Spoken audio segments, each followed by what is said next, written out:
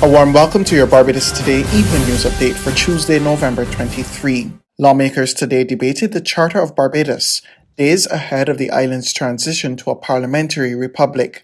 The Charter sets out a series of pledges which outlines that Barbados will be a peaceful, just and equitable country grounded in the enfranchisement of all citizens.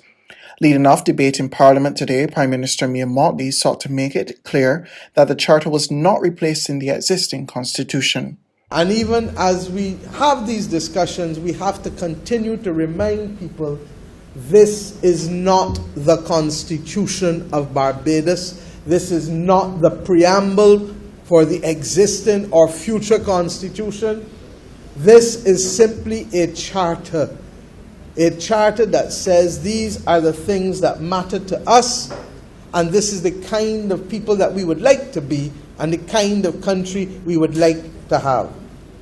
And the truth is that all who are involved in nation building know that the process of nation building does not come, as I say, in a straight line.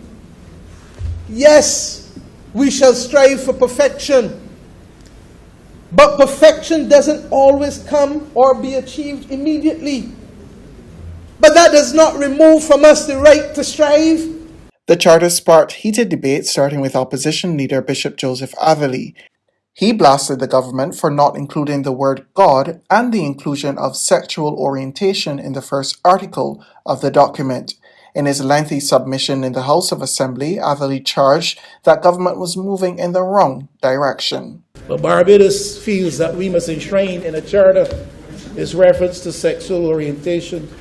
This one is Jamaica, Mr. Speaker. Life and liberty, security of the person, freedom of thought, conscience, belief, observance of political doctrines, freedom of expression, information. I can go on and on. Freedom of peaceful assembly, equality before the law, equitable and humane treatment, right to freedom from discrimination on the grounds of being male or female, race, place of origin, social class, color, religion, political opinion. Nothing about sexual orientation. Mr. Speaker, we can go to the Caribbean, go to Canada. Legal rights. Everybody has a right to life and liberty, security of the person, the right not to be deprived, etc., etc. Every individual is equal before and under the law, has the right to equal protection, equal benefit of the law without discrimination, and in particular without discrimination based on race, national or ethnic origin, color, religion, sex, age, or mental or physical disability. It goes on. Nothing about sexual orientation. In a stern rebuke, Minister of Labour and Social Relations Colin Jordan told the opposition leader Barbados is not a theocracy. He suggested that the language of the Charter is reflective of Barbadian society. But there's a role for the state and there's a role for the church. And when I say the church, I'm referring to the Christian church. There's a role for people of faith. What do I mean when I say that? I believe in the strict separation of church and state. I believe that people of faith have a role in the actions, in the deliberations, in the decision-making of the state, but not from the perspective of giving directions and insisting that my view or somebody else's view should be the view. If that were the case, Mr. Speaker, we would close all commercial activity in Barbados on Saturday. Outside the Halls of Parliament, a group of religious leaders today warned of a major decline in the moral fabric of Barbados if a recent recommendation by Humanist Barbados to remove God from the new constitution is accepted. Speaking at a virtual press conference today, Reverend Ferdinand Nichols from the House of Freedom Ministry says the move will spell problems for the country. And I believe that as we grasp the understanding of what righteousness and justice and truth are, and when we pursue those matters, regardless of how people perceive it, whether you care to call it misinformation, false information, and I'm not even going to get into that debate, because you'll be stunned where false information and misinformation actually comes from. When it comes to some of our leadership persons, you'd be stunned where that is concerned. So I just want to say that fundamentally, in the context of that particular question, if you remove the benchmark, you're going to decline. There's no question about this. We see this across the world in many, many societies where people, as you would have said, do what is right in their own eyes. What is going to be the ramifications of that kind of an approach? His view was supported by member of the steering committee, Winston Clark, who also voiced concern that if the country moves away from God, it could have grave repercussions. What stage would we be at if there was no God? If we look at ethics, the morals and values that each of us have as individuals, okay, and admit, we have to be pragmatic and admit that the foundation of all laws, all earthly laws, emanate from the Ten Commandments, okay? As long as we realize this, okay, we can see that each of us conscientiously adhere to these principles because of what we were taught religiously. Now to the latest COVID-19 numbers, the death toll from the virus has reached 214 following the passage of 3 Barbadians. On Monday, 2 women aged 77 and 78 died from the viral illness at the Blackman and Gollop and Queen's College isolation facilities, respectively. They were both fully vaccinated.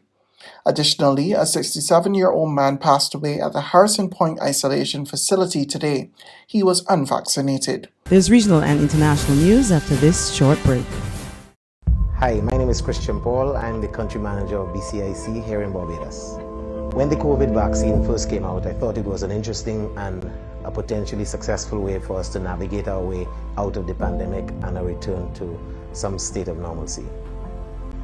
I took the vaccine because I have a young family. I want to make sure that they are safe and protected.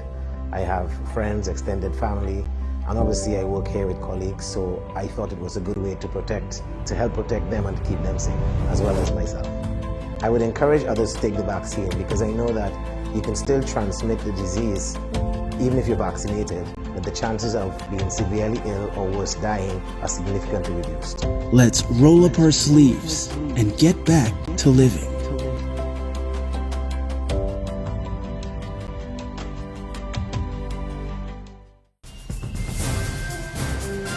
To regional happenings in the Bahamas, authorities are concerned about the level of vaccination. Armed with data showing the majority of new infections and deaths are affecting the unvaccinated, the Health and Wellness Minister appealed to citizens to get the jab. We get the details from our News Bahamas. That's concerning to us, and that should be a red flag and concerning to everyone in the country. The medical analysis of hospitalization and deaths are clear. The majority of individuals who end up in hospital are unvaccinated. The majority of individuals who die as a result of COVID-19 are unvaccinated. So with that information available to every Bahamian in the Commonwealth of the Bahamas, as a healthcare professional, I advise them to get vaccinated as soon as possible. On the international front, President Joe Biden announced what he called the largest ever release from the U.S. Strategic Petroleum Reserve to boost domestic supplies. Biden said price rises typically subside over time, but it doesn't mean that we should just stand idly by. We get more in this report from Reuters TV. The fact is we always get through those spikes, but we're going to get through this one as well and hopefully faster. But it doesn't mean we should just stand by idly and wait for prices to drop on their own. Instead, we're taking action. The big part of the reason Americans are facing high gas prices is because oil-producing countries and large companies have not ramped up the supply of oil quickly enough to meet the demand. So today I'm announcing that the largest ever release from the U.S. Strategic Petroleum Reserve to help provide the supply we need as we recover from this pandemic. In addition, I brought together other nations to contribute to the solution. India, Japan, the Republic of Korea, and the United Kingdom have agreed to release additional oil from their reserves, and China may do more as well. That's news, but for the very latest, you can visit us at www.barbadostoday.bb. You can also subscribe to our e-paper, email updates, or like us on Facebook, and sign up for our breaking news alerts via WhatsApp. We're also on Izumi Media and bus terminals, as well as Screenplay at supermarkets and gas stations near you. You can also hear us on Capital Media HD, 99.3 FM.